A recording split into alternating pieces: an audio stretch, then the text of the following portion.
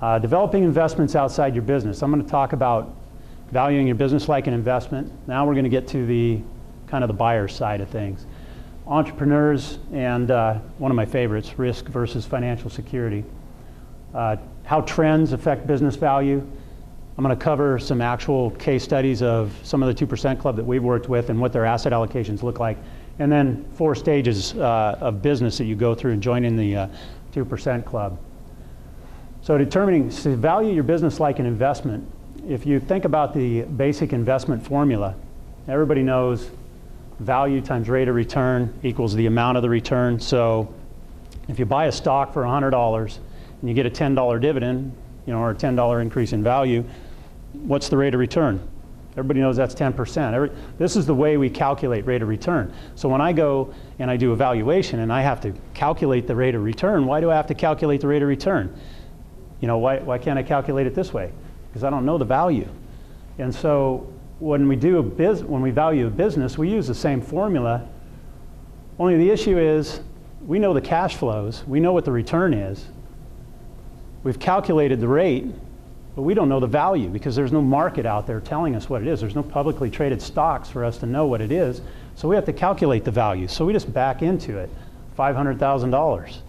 And so that's how you determine, is valuing a business like an investment is just that simple. Return, rate of return, value. Okay, so if you're a buyer and you're saying, I don't care what the valuation analyst says, I only need a 10% return.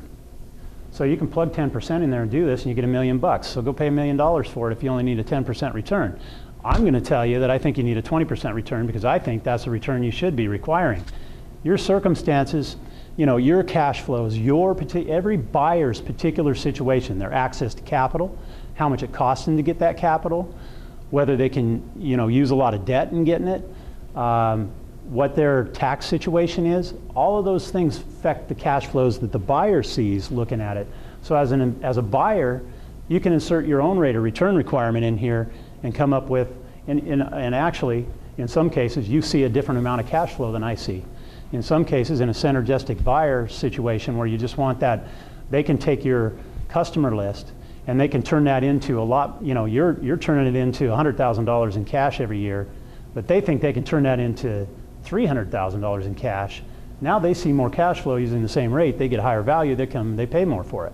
And that's how the buyer side of this thing works. Or in what I call the unsophisticated buyer, I used to call it stupid buyer, but that sounds bad, but in the unsophisticated buyer situation, I don't know. You see where that can go. Sorry about that. I want to talk to us a little, everybody's heard, I like to try to equate what we're doing here in valuation to things that you can relate to out in the market. Everybody knows, I don't know if anybody saw the PE ratio commercials that they still stand out in my head. It was some big basketball player saying, well, what's the PE ratio? Like he's all, very sophisticated. What is a PE ratio? Everybody should know what a PE ratio is. It's a multiple. That's all it is, price to earnings. The price of the company to the earnings. 5 multiple is a 5 PE ratio. Middle market companies get 6 to 10 on the PE ratio. Publicly traded companies get 10 plus. Right now, what's the S&P getting? The S&P 500 on a whole is selling for about a 13 multiple. If you invert that, it's a 7% return. Okay, so bigger companies, lower risk, lower return, higher multiple. More risk, lower multiple. So that's all it is, PE ratio. The reason I bring this up, when we talk about the risk, we talk about a risk spectrum. The most risky asset you have is your small business. It's, we saw the publicly traded, middle market, small business. I put small business on the top. I put highly leveraged real estate second. I mean, we saw what happens when you borrow a whole bunch of money and get into real estate and then the market goes down, you can't support the cash flows, and boom, you're dead. You're over. A lot of people went belly up in this market with highly leveraged real estate. Who survives? Who's getting all the great deals now? No leverage. I mean, I don't know if it's a great deal, but low leverage, the lower the leverage, the people who have low leverage are now getting really great financing rates. Their cash flows are getting way better, and the value of their real estate is doing what? If their cash flows are improving, I don't know, that's kind of a financing issue, but middle market business I would put next, then small cap stocks, mid cap stocks, large cap stocks, low quality long-term bonds. I'm not sure if they might slide up here a little bit. Zero leverage real estate is a very safe asset. High quality short-term bonds, that's what we base the risk-free rate on. Government bond, you know, the US government bond, 20-year bond is returning 2.7%. So if you invest in it, it's theoretically the safest asset, or one of the safest assets out there, versus your small business, which is on the other end.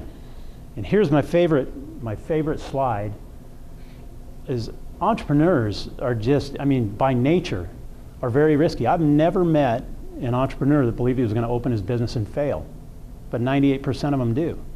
And yet you will never tell them, ever. And you can't scare them. They don't listen. You know, that's what they do, though. That's why they're entrepreneurs, because they're not scared. They're willing to take that challenge. They're willing to take that risk. But guess what? Their spouse is almost always the opposite. Their spouse is almost always somebody that wants financial security. And this right here, this concept right here, hits home so well with entrepreneurs, because when you realize that one of the things that your spouse loved about you when they hooked up with you is that they admired you for your entrepreneurial spirit. And so you took charge and you took risks. And what happens, though, as time goes on, is entrepreneurs think all of their financial assets are for putting at risk up here. And spouses think they're all for financial security. And I've seen a lot of divorces come right out of this situation, because the entrepreneurs continue to put all of their financial assets at risk, and eventually the spouse becomes very, you know, it's not something you control, it's a value thing. If you love your spouse, you got to provide for their financial security. If financial security is what they value, if you value risk taking, you got to split these assets out. This is a big concept. The 2% Club, the purpose of developing investments outside their business is to establish financial security. And I'm going to show you some slides on here that should sink that home. This is one of the things that I learned by studying these guys, is they're very conservative outside of their business with their money. They don't take a lot of risks. When you have 2/3 of your wealth outside your business, your odds of joining the 2% Club are very high, especially if you're doing that in a conservative way. So what I'm saying is, when you're less dependent, when your business is only 1/3 of your wealth, you become less dependent on your business for your financial security. When you get 2/3 of your wealth outside of your business, your financial security isn't in jeopardy by your own appetite for risk. I get guys out of their businesses and they want to go right back in and they want to spend it all. I'm like, why don't you just take 20% and go play with that? The stakes have always got to be 100%. I mean, if you're an entrepreneur, you know you can relate to this. You are thinking like that. But the 2% Club, the allocation of wealth, they diversify out of their risky asset, which is their business, and into unrisky assets, unleveraged real estate, and conservative asset allocations in stocks and bonds in most cases. So a good 2% Club goal is to establish 2/3 of your wealth outside your business and to invest for financial security, low risk items outside your business.